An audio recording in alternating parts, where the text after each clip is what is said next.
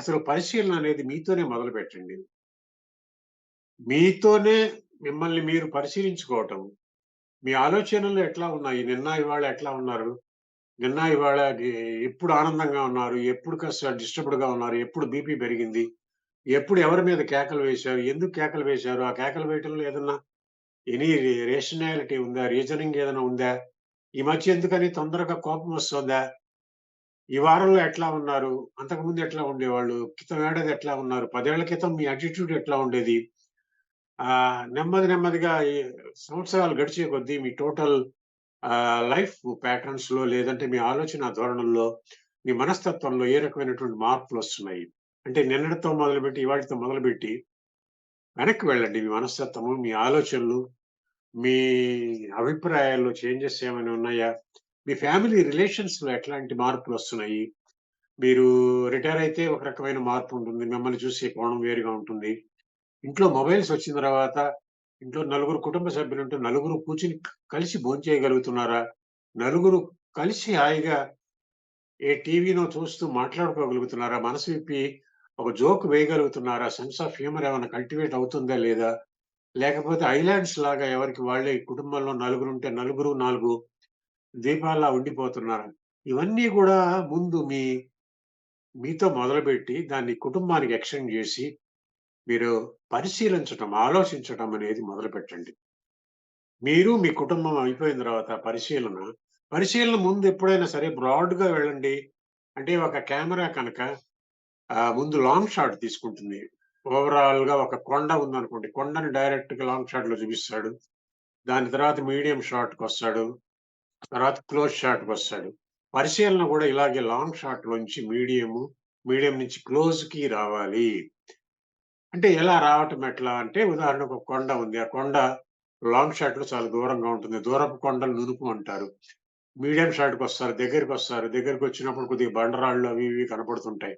ఇంకా దగ్గరికొస్తారు. ఇంకా దగ్గరికొచ్చినప్పుడు ఎగుడు దిగుడులుంటాయి. ఎగుడు దిగుడులో మొక్కలుంటాయి. రకరకాల మొక్కలు, చిన్న చిన్న గులకరాళ్ళుంటాయి.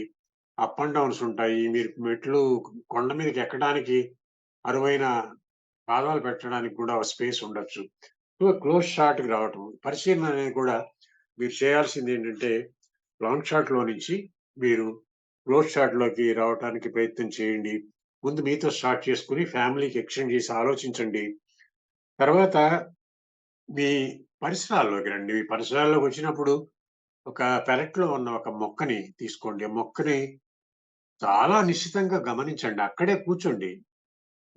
మీ కన్వీనియంట్‌గా ఉండి ఒక స్టూల్ వేసుకొనో, నేల మీద కూర్చుండి. ఆ మొక్కని అలా చూస్తూ ఉండండి. మొక్కతో మౌనంగా మాట్లాడటం నేర్చుకోండి. ఇది కొద్దిగా తాత్వికంగా అనిపిస్తుంది గానీ, ఈ అబ్జర్వేషన్స్‌లో గనక దీన్ని ఆ లెవెల్‌కి మీరు వెళ్ళగలిగితే, చాలా అద్భుతమైనటువంటి ఫలితాలొస్తాయి. ఒక మొగ్గ నిన్న మొగ్గ చూసారు చెట్టుకి. మందార చెట్టుంది మీ దొడ్లో. మొగ్గ వచ్చింది కొత్తగా మొగ్గ. నిన్నటి మొగ్గకి, ఇవాల్టి మొగ్గకి తేడా ఏంటి? నిన్న ఒక ఆకుంది ఇలా విచ్చుకుంటోంది. ఆ ఆకు ఎంత వరకు విచ్చుకుంది? దాని ఆ లైటర్ గ్రీనరీ గ్రీన్ షేడ్ ఎలా ముదురు రంగులోకి మారుతుంది? ఎక్కడైనా ఒక ఆకు పండుతుందా? పండిన ఆకు ఏమన్నా నేల రాలిందా? అట్లాగే ఉందా? నిన్నటికి ఇవాల్టికి మొక్క ఏమన్నా పెరిగిందా? నిన్నటికి ఇవాల్టికి ఆ మొక్కలో ఏమన్నా జీవకళ పెరిగిందా? తగ్గిందా? మొక్కకి నీళ్ళు అవసరమా? మిమ్మల్ని చూస్తే మొక్క గూడా మీకు తెలియకుండానే మీరొచ్చినట్టుగా దానికి జీవం ఉంది గనక గొప్ప ఆనందం పొందొచ్చు. మొక్క పొందే ఆ ఆనందాన్ని మీరు పొందగలగటం, మొక్కతో మౌనంగా మాట్లాడగలగటం అనేది పరిశీలన. శేషన్ అని ఎన్నికల ప్రధానాధికారిగా పనిజేశాడు. తనదైన ఒక మార్కేశాడు. ఆయన రిటైర్ అయినప్పుడు ఒక జర్నలిస్ట్ అడిగాడు. "ఏవండీ మీరు రిటైర్డ్ ఇంత బిజీగా ఉన్నారు గదా! ఇప్పటిదాకా. మీరు రిటైర్ అయిన తర్వాత మీకెట్లా ఉంటుంది? కాలక్షేపం ఏం చేస్తారని" జెప్పి అడిగితే, శేషన్ చాలా గొప్ప సమాధానం జెప్పాడు. "నా కాలక్షేపానికి కొదవేముందయ్యా! నా పెరట్లో నేను మొక్కలకి పాదులు చేస్తూ గూడా నేను క్షణం తీరుబడి లేకుండా గడపగలను" అన్నాడు. చూడండి క్షణం తీరుబడి లేకుండా మొక్కలకి పాదులు చేస్తూ గడపగలను. అంత ఎన్నికల ప్రధానాధికారిగా చేసిన ఆయనే లైఫ్‌ని ఎట్లా మనము మోల్డ్ జేసుకోవాలి, చేంజ్డ్ టైమ్స్‌తో పాటు అని చెప్పడానికి శేషన్ ఒక ఇండికేషన్. ఇక్కడే మీకు బాగా ఆకట్టుకోవడానికి వీలుగా నేనొక జెన్ కథని నేను చెప్తాను. జెన్ కథ జెన్ ఫిలాసఫీ మీరు వినే ఉంటారు. మన ఇండియాలోని బుద్ధిజము, చైనాలో ఉన్నటువంటి తావోయిజం ఈ 2 కాంబినేషన్‌ల ఫలితంగా జెన్ అనేది ఒక philosophy. It's not a religion. అది ఒక జీవన వేదంగా, జీవన తత్వంగా దాన్ని చూడాలి మనం. దాన్నే జెన్ అంటారు. జెన్ గురువులు చాలా గొప్పగా వాళ్ళు జీవించడంలోనే వాళ్ళ తత్వాన్ని వాళ్ళ ఆచరణలో చూపిస్తారు. వేరే పెద్ద బోధనలు లేకపోయినా గూడా వాళ్ళ జీవితమే వాళ్ళకి ఇతరులు అనుసరించే ఒక బోధనగా ఉంటుంది. ఒక జెన్ గురువు దగ్గరికి నాబోటి ఒక శిష్యుడొచ్చాడు. శిష్యుడికి, "గురువుగారు ఒక చిన్న ప్రశ్న ఉంది మిమ్మల్ని అడగాలి అనుకుంటున్నాను. మీరు పగలంతా ఏం చేస్తుంటారు గురువుగారు?" అని అడిగాడు. జెన్ గురు అన్నాడు, "ఏముందయ్యా, మార్నింగ్ లేచి ఏదో జావ తాగుతాను. తర్వాత ఏదో స్నానాలవి చేయించుకొని మొక్కలకి నీళ్లు పోస్తాను, పాదులు చేస్తాను. మధ్యాహ్నము భోంచేస్తాను. భోంచేశాక నిద్రపోతాను. సాయంకాలం ఏదన్నా చదువుకుంటాను పుస్తకము. నీలాంటి వాళ్ళెవరన్నా వస్తే హాయిగా మాట్లాడతాను." అప్పుడు ఆ శిష్యుడన్నాడు, "ఏముంది గురువుగారు, మేమందరం చేసే పనులే గదా మీరు చేస్తుంది. ఇందులో మీ గొప్పతనం ఏముంది? అన్నీ డైలీ రొటీన్‌లో అందరూ చేస్తున్నవే గదా! అదేదో మీరు చేస్తున్నట్టుగా మీకే ఎక్స్‌క్లూజివ్‌గా అన్నట్టుగా మాట్లాడుతున్నారేంటి?" అంటే అప్పుడన్నాడు జైన్ గురువు, "నాయనా, నువ్వు చేయటానికి, నేను చేయటానికి చాలా తేడా ఉంది. నేను ఒక జావ తాగుతుంటే, ఆ జావలోని ఒక ప్రతి రేణువును నేను ఆ రుచిని ఆస్వాదిస్తూ జావ తాగుతా. ఒక పుస్తకాన్ని చదువుతుంటే, ఆ పుస్తకంలోనే నేను పూర్తిగా మనసుని లగ్నం చేస్తా. చెట్టుకి పాదు చేస్తూ ఉంటే, ఆ చెట్టుని నేనయిపోతా. నీళ్ళలో నేను ఈదుతుంటే, ఆ నీళ్ళల్లో ఒక అంతర్భాగం అయిపోతాను. ఒక చేప పిల్ల కనుక నీళ్ళల్లో ఎలా తమాషాగా ఆడుకుంటూ, ఈదుతూ ఉంటుందో, నేను అట్లాగే అయిపోతా. చేప పిల్లనయిపోతాను. నిద్రపోతూ ఉంటే నాకు పక్కన బాంబు పేలినా గూడా ఇనపడదు. కుంభకర్ణుడిని మించిన నిద్ర నేను పోగలుగుతాను. అంటే నీకు నాకు అదే తేడా నాయనా! ఆ తేడాని నువ్వు గమనించుకోవాలి అని చెప్తాడు. ఇక్కడ గూడా మీరు ఏ పని చేస్తుంటే ఆ పని మీద పూర్తిగా మనసును లగ్నం చేయటం. ఎవరిదో అంటే ఇక్కడ దీన్ని అడాప్ట్ చేసుకోవడంలో ఉంది. మీలోని ఆ రైటనింగ్ స్కిల్స్‌ని ఎట్లా ఉదాహరణకి ఒక నలుగురు మిత్రులు సంభాషిస్తున్నారు.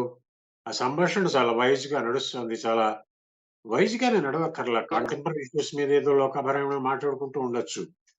ఆ లోకాభిరామాయణంలో నుంచి చాలా డ్రా చేయగలిగినటువంటి విషయాలు మీకు తడుతూ ఉంటాయి. ఆ నలుగురు మిత్రుల్లో ఎవరన్నా జోక్ క్రాక్ చేస్తున్నారా? సినిమా టాపిక్ మాట్లాడుతున్నారా? ఆఫీస్ విషయాలు మాట్లాడుతున్నారా? అతని ఆలోచన ఎట్లా ఉంది? నెగెటివ్‌గా ఆలోచిస్తున్నాడా? పాజిటివ్‌గా ఉన్నాడా? అతని మనస్తత్వం ఏమిటి? అతని వ్యక్తిత్వం ఏంటి? ఆ కూర్చున్న బాడీ లాంగ్వేజ్ ఏమిటి? కళ్ళల్లో సూటిగా చూసి మాట్లాడగలుగుతున్నాడా? అతని కాన్ఫిడెన్స్ లెవెల్స్ ఏమన్నా తక్కువగా ఉన్నాయా? ఒక కన్వర్సేషనే మీ ఆఫీస్‌లో నలుగురు ఫ్రెండ్స్ మాట్లాడుతున్న దాంట్లో నుంచి గూడా, ఇవన్నీ ఎందుకు చెప్తున్నాను అంటే మీకు రేపు మళ్ళీ రైటర్‌గా ఒక 4 పాత్రలను ప్రవేశపెట్టినప్పుడు, ఆ 4 పాత్రల వాతావరణాన్ని మీరు క్రియేట్ చేయాలి. ఆ 4 పాత్రల మధ్య ఎవరు ఎట్లా ఒకళ్ళు మౌనంగా ఉండిపోతూ ఉంటారు. ఒకతనే డామినేట్ చేస్తూ మాట్లాడుతుంటాడు. పక్కన మౌనంగా ఉన్నవాడు బాంబ్ షెల్ లాగా ఒక జోక్ ఏదో పేల్చొచ్చు. అప్పటిదాకా చెప్పిన మొత్తాన్ని నేలమట్టం చేస్తూ ఒక పంచ్ డైలాగ్ వేయొచ్చు. అరే! వీడేదో అనుకున్నాము, అసలు మాటలే రావనుకున్నాం. ఇంత అద్భుతంగా మాట్లాడాడా అని అనిపించొచ్చు. ఇది రేపు మీరేదో ఒక నవల రాస్తున్నారు. ఒక కథ రాస్తున్నారు. డెఫినెట్‌గా ఇట్ విల్ యాడ్ మీకు ఆ గమనిక లేకపోతే మీరు ఒక 4 పాత్రలని సృష్టించలేరు. 4 పాత్రల మనస్తత్వాల్ని క్రియేట్ చేయలేరు. ఒక డైలాగ్ తర్వాత ఒక డైలాగ్ కంటిన్యూయేషన్ డైలాగ్స్‌ని మీరు రాయలేరు కనుక, నలుగురు కలిసినా గూడా అబ్జర్వ్ చేయండి. ప్రతి సిట్యుయేషను మనకు కావాల్సిందేనండి. చాలా మంది చుట్టూ జరిగే విషయాల మీద చాలా అలౌకికంగా ఉంటూ ఉంటారండి. అది పోగొట్టుకోవాలి మనకి. చుట్టూ ఉన్న ప్రాపంచిక విషయాల మీద అవి ఎంత నాన్‌సెన్సికల్ అయినా, ఎంత నాంటీవైనా, మరొకటైనా సీరియస్సా, నాన్ సీరియస్సా ఇవేమి కాకపోయినా మార్కెట్‌కి వెళ్ళినా మార్కెట్‌లో మీరు జరిగేటువంటి చిన్న చిన్నవి కూరలమ్మే అమ్మాయి, అక్కడ కొనటానికొచ్చిన వాళ్ళ మధ్య జరిగేటువంటి కాన్వర్సేషన్స్‌ని గమనిస్తూ ఉండండి. అంటే ఒక కొనుగోలుదారుగా మీరు కొనటమే కాకుండా, చుట్టుపక్కల ఉన్నటువంటి ఆ పరిసరాల్ని గమనించడము, చెవిలోకి వెళ్తూ ఉంటాయి డైలాగ్స్ మీరు వద్దన్నా కూడా, కళ్ళతో చూస్తూ ఉంటారు. ఒక రూ. 10 ఏదో చెప్తే దాన్ని రూ. 6కి ఇస్తావా అని ఇతను అనొచ్చు. రూ. 6కి ఇస్తావా అన్నప్పుడు ఆ అమ్మాయి ఎలా రియాక్ట్ అవుతుంది? రూ. 6 కాదండి. రూ. 3కైతే ఇస్తానండి. తీసుకోండి అని వ్యంగ్యం కురిపిస్తోందా? లేదు బాబు గిట్టుబాటు కాదండి. నేను తెచ్చిందే రూ. 5.5 అని అనొచ్చు. ఏం చెప్తోంది అనేది గమనించడం అనేది. అట్లాగే ఎక్కడో ఎవరో ఇంటికి వెళ్తారు. అక్కడ ఎక్వేరియం ఉంది. ఎక్వేరియం చూసారు. ఎక్వేరియం చూసినప్పుడు లాంగ్ షాట్ ఏంటంటే పొడవాటి ఎక్వేరియం దాని లెంగ్త్ ఎంతుంది? విడ్త్ ఎంతుంది? ఎక్వేరియంలో నీళ్లు ఎంత ఇది చేశారు? ఎక్వేరియం స్టాండ్ ఎంత హైట్‌లో పెట్టారు? దానికి ఏదన్నా మళ్ళీ ఆక్సిజన్ ఇది బబుల్స్ ఏమన్నా పంపిస్తున్నారా? Oxygen bubbles. ఇది లాంగ్ షాట్ దగ్గరకొస్తారు. దగ్గరకొచ్చినప్పుడు మీకు స్పెసిఫిక్‌గా చేపలు కనపడతాయి. దాంట్లో పెంచుకుంటున్నటువంటి చేపలు. ఆ చేపల్ని మీద ఫోకస్ పెట్టండి. ఎన్ని రకాల చేపలున్నాయి? ఎన్ని చేపలున్నాయి? వాటిలో పెద్ద చేపలేంటి? చిన్న చేపలేంటి?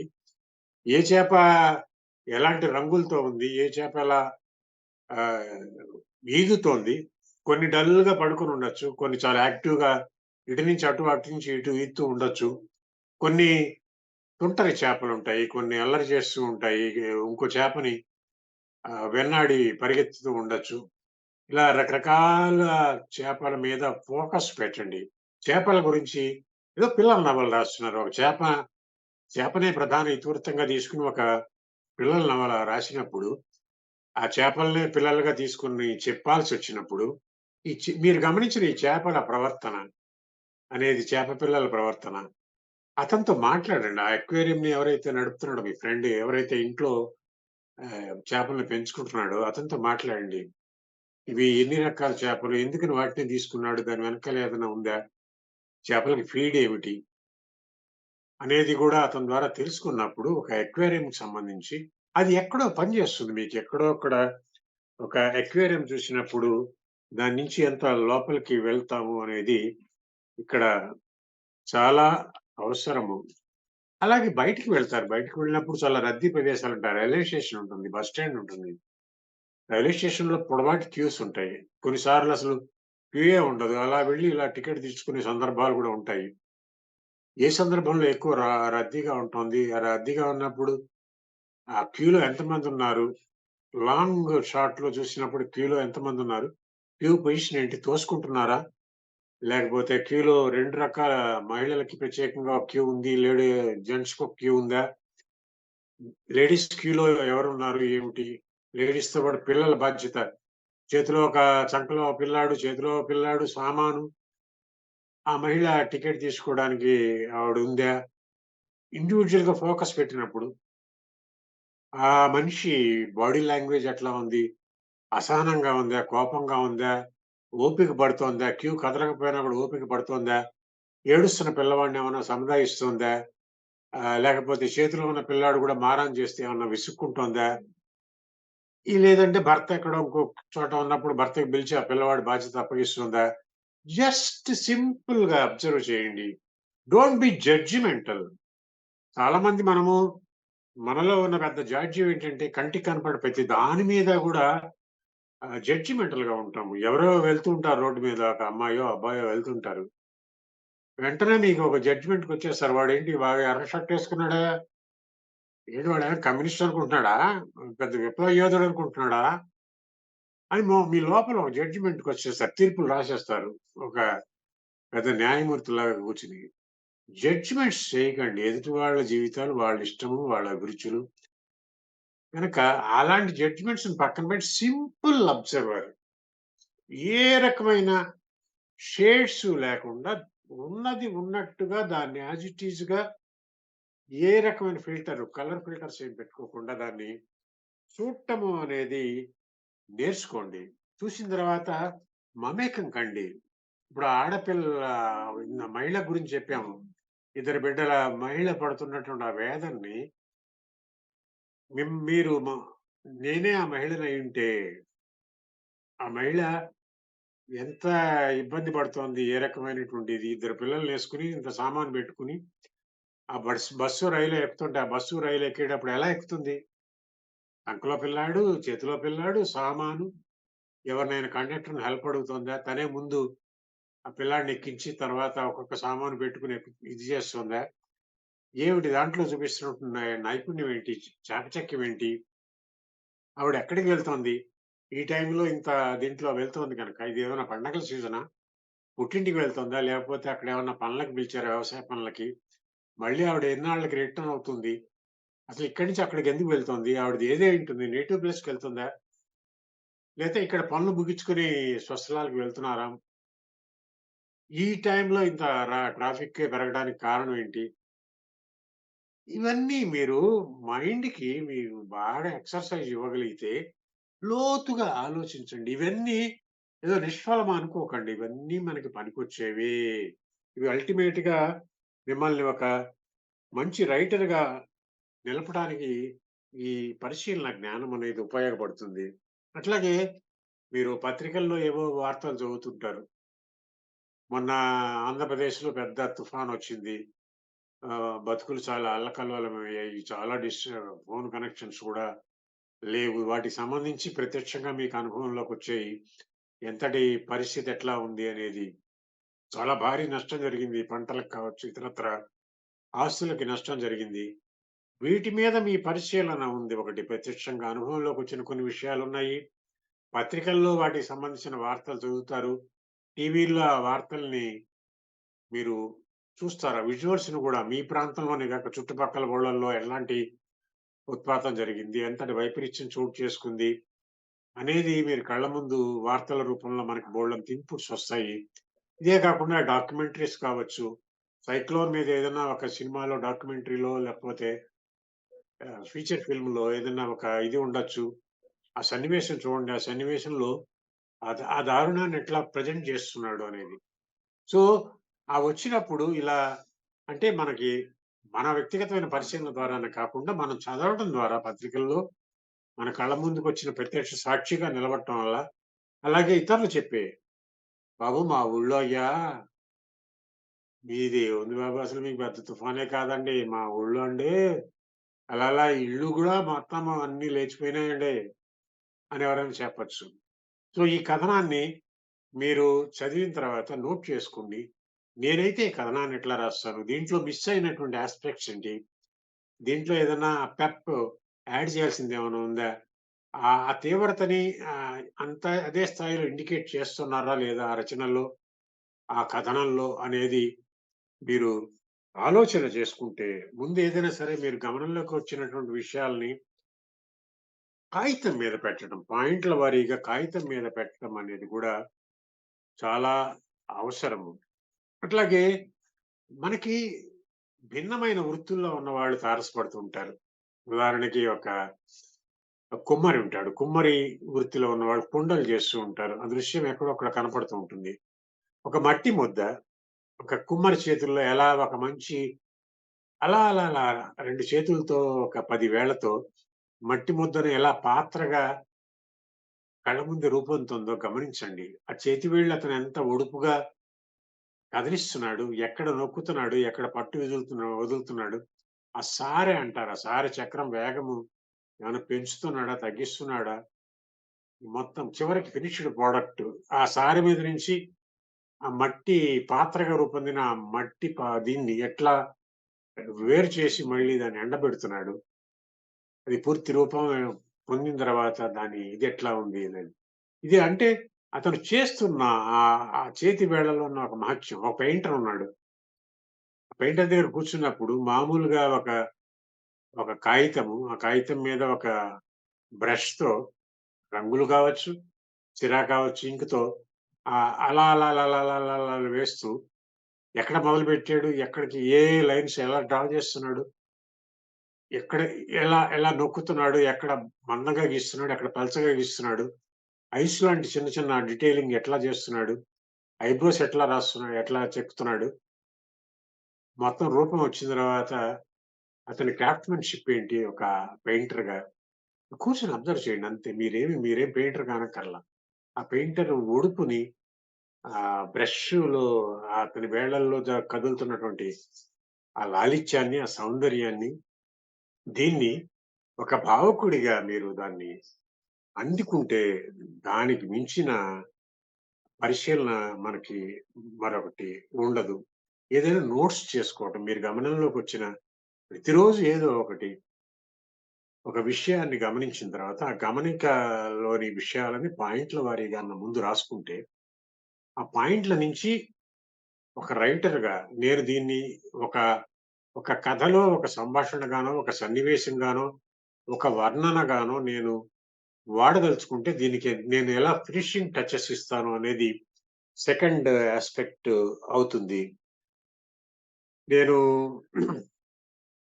ఒకసారి వాకింగ్‌లో ఒక దృశ్యము నా కళ్ళ ముందు కనిపించింది. అదేమిటంటే ఒకతను స్కూటర్ మీద వస్తున్నాడు. 50 ప్లస్‌లో ఉంటాడు. ఆ ప్రదేశంలో ఉస్మానియా యూనివర్సిటీ క్యాంపస్. అతని స్కూటర్ శబ్దం వినగానే చాలా దూరం నుంచి ఆ క్యాంపస్‌లో ఉన్న ఒక 10 కుక్కలు అలర్ట్ అయిపోయినాయి. కుక్కలు వెంటనే తోక ఆడిస్తూ ఎక్కడో శబ్దం ఎక్కడో వినపడ్డది. కుక్కలు అలర్ట్ అయిపోయాయి. ఏంటి ఇంత కుక్కలు ఉన్నట్టుండి అలర్ట్ అయినాయంటే, ఈ లోపల స్కూటర్ వచ్చింది. ఆ స్కూటర్ వెనకాల కుక్కలు కూడా పరిగెత్తు వచ్చాయి. ఆ స్కూటర్ నడుపుతున్న ఆయన స్కూటర్‌ని పక్కన పార్క్ చేశాడు. చుట్టూ ముట్టే ఉన్నాయి ఆ కుక్కలు గూడా. తోకలు ఆడిస్తూ. డిక్కీ ఓపెన్ చేశాడు. టూల్ బాక్స్ ఓపెన్ చేశాడు. దాంట్లో నుంచి బ్రెడ్‌లు కుక్కలన్నిటికి కూడా బ్రెడ్‌లు తెచ్చాడు. వాటన్నిటిని ముక్కలు చేసి కుక్కలకి వేశాడు. తన దగ్గర అంటే ఆ రిక్వైర్డ్ క్వాంటిటీ ఆ కుక్కలకి ఫీడ్ చేయాల్సినంత క్వాంటిటీ అయిపోయిన తర్వాత నెమ్మదిగా వాటిని వదిలిచ్చాడు వెళ్ళిపోమని చెప్పి బాడీ లాంగ్వేజ్‌తోనే తను వాక్ చేయటం మొదలుపెట్టాడు. ఇది నా కళ్ళ ముందు నేను చూసిన ఒక దృశ్యం. ఈ దృశ్యము అంతటితో వదిలేయకూడదు. మీరక్కడి నుంచి ఎక్సర్‌సైజ్ చేయాలి. ఎందుకని ఇతను రోజు కుక్కల్ని ఫీడ్ చేస్తున్నాడు? దాని వెనకాల ఏమన్నా ఉందా? కుక్కలకి ఫీడ్ చేయటం ద్వారా అతని కారుణ్య భావన ఏదైనా ఉందా? అతని మనస్తత్వం ఏంటి? లోగడ ఏమైనా పెట్ డాగ్‌ని పెంచాడా? పెట్ డాగ్ ఏమైనా చనిపోతే ఆ పెట్ డాగ్‌తో ఉన్న ఆ మమకారాన్ని చంపుకోలేక ఇలా ఫీడ్ చేస్తున్నాడా? ఊర కుక్కల మీద అంత ప్రేమ రోజు. అతను ఎవరైయుంటాడు? ఏ వృత్తిలో ఉండుంటాడు? ఒకవేళ బేకరీ యజమాని ఏమన్నానా? బేకరీలో మిగిలిపోయిన బ్రెడ్‌లు తెచ్చి ఏమన్నా వేస్తున్నాడా? లేకపోతే రోజు బ్రెడ్‌లు కొనుక్కొని నెలకింత అని బడ్జెట్ పెట్టుకొని ఆ బ్రెడ్‌లు తీసుకొచ్చి వేస్తున్నాడా? ఎన్ని సంవత్సరాలు బట్టి అతను వేస్తున్నాడు? అతను ఒక 5 ఏళ్ళు, 10 ఏళ్ళు అంటే చాలా పప్పీస్‌గా ఉన్నప్పుడు చిన్న కుక్క పిల్లల నుంచి ఇప్పుడు అది పెరిగే వరకు గూడా అతను ఫీడ్ చేస్తున్నట్టు. ఇది కుక్కలు అతన్ని బాగా గుర్తుపడతాయి. ఎక్కడో స్కూటర్ సౌండ్‌కే గుర్తుపట్టేసాయంటే అతని బాడీ లాంగ్వేజ్‌ని గుర్తిస్తాయి. ఇది ఆలోచన చేస్తే దీని వెనకాల ఇది వదలకూడదు. రైటర్‌గా మనం దీని మీద నుంచి ఇంకా ముందుకు వెళ్తే ఒక మంచి కథ అవుతుంది. సడెన్‌గా అతను చనిపోయాడు. రాలేదు. ఆ కుక్కలుకి ఫీడ్ చేయడానికి ఆ టైంకి ఎదురు చూస్తున్నాయి. రోజు వచ్చే మనిషి రాలేదు. కుక్కలకు కూడా చాలా సెన్సరీ ఇది ఉంటుంది కనుక, అవి కుక్కలు మౌనంగా కుక్కల పరంగా చెప్తే ఈ కథ ఎలా ఉంటుంది? దీన్ని ఇక్కడే ఆపకూడదు. రకరకాల ముగింపులుంటాయి. ఒక పరిశీలన నా కళ్ళ ముందుకు జరిగిన కుక్కలకి ఒక వితరణ కార్యక్రమంలో నుంచి ఒక చక్కటి స్టోరీని ఎలా జనరేట్ చేసుకోవచ్చు. లేదు దీన్ని నాణేన్ని తిరగేస్తున్నాను. ఆయనొచ్చాడు స్కూటర్ మీదొచ్చాడు. బ్రెడ్‌లు తీసుకొనొచ్చాడు. కుక్కలు కనపడలా. రోజు తోకాడించుకుంటూ వచ్చే కుక్కలు కనపడలా. ఒక కుక్క 10 నిమిషాల తర్వాత ఒక చిన్న కుక్క పిల్ల మూలుగుతూ, ముక్కుతూ భయంగా వచ్చింది ఒక్కటే కుక్క. ఎవరో అడిగాడు. "ఏమయ్యా! ఈ కుక్కలేమైపోయినాయని" చెప్పి అక్కడ వాచ్‌మెన్ ఎవరో ఉంటే, గార్డెనర్ ఎవరో ఉంటే అడిగాడు. "ఏం లేదు బాబు నిన్న మున్సిపాలిటీ వాళ్ళొచ్చారు. మున్సిపాలిటీ వాళ్ళొస్తే కుక్కలన్నీ పట్టుకుపోయారు బాబు. అందుకని ఈ కుక్క పిల్ల మాత్రం ఒక్కటి తప్పించుకోగలిగింది. మిగతావన్నీ పట్టుకెళ్లారు. ఈ పాటికి చంపేసుంటారేమో" అన్నాడు. అప్పుడు అతనేం జేస్తాడు? అతని ముందున్న మార్గాలు. అయ్యో! నేను ఇంతకాలం పెంచుకుంటూ వస్తున్న కుక్కల్ని మున్సిపాలిటీ వాళ్ళు చంపేశారా అని బాధపడుతూ కూర్చుంటాడా? లేదా మున్సిపల్ అధికారులని, ఆ శానిటరీ ఇన్స్‌పెక్టర్స్‌ని వాళ్ళని పట్టుకొని, అవన్నీ గూడా నేను ఫీడ్ చేస్తున్నాను. వాటి సంరక్షణ బాధ్యత నాదే. దయచేసి నన్ను వాటిని విడిపించండి. నేను తీసుకువెళ్తాను. వాటిని వ్యాక్సినేషన్ చేస్తాను అవసరమైతే. ఆహ్, ఇతరత్రా పిల్లలు పుట్టకుండా ఆపరేషన్‌లు కూడా నేను చేయిస్తానని జెప్పి ఏమైనా అష్యూరెన్స్ ఇచ్చి వెనక్కి తెచ్చుకుంటాడా? ఇది, ఇది ఆలోచించాలి. మళ్ళీ వెనక్కి రీయూనియన్ ఆఫ్ డాగ్స్, అది ఆ ముగింపు కూడా బ్రహ్మాండంగా ఉండొచ్చు. అంటే పాఠకుడి ఊహకి అందని ఒక ముగింపుని మీరివ్వగలిగితే, లేదా ఇంకో ముగింపు చెప్తా. అతను చనిపోయాడు. కుక్కలున్నాయి. మున్సిపాలిటీ వాళ్ళేం తీసుకెళ్ళలేదు. ఒకరోజు మాడాయి. తిండి తినటం మానేశాయి. ఆ వాచ్‌మెన్, గార్డెనర్ పరిస్థితిని చూసుకొని ఏదో కాస్త అన్నం మిగిలితే అన్నం పెట్టాడు. కానీ అవి అన్నం ముట్టుకోలేదు. అతని మీద దిగులుతో కన్నీళ్లు కారుస్తూ అట్లాగే శోకసంద్రంలో మునిగిపోయాయి.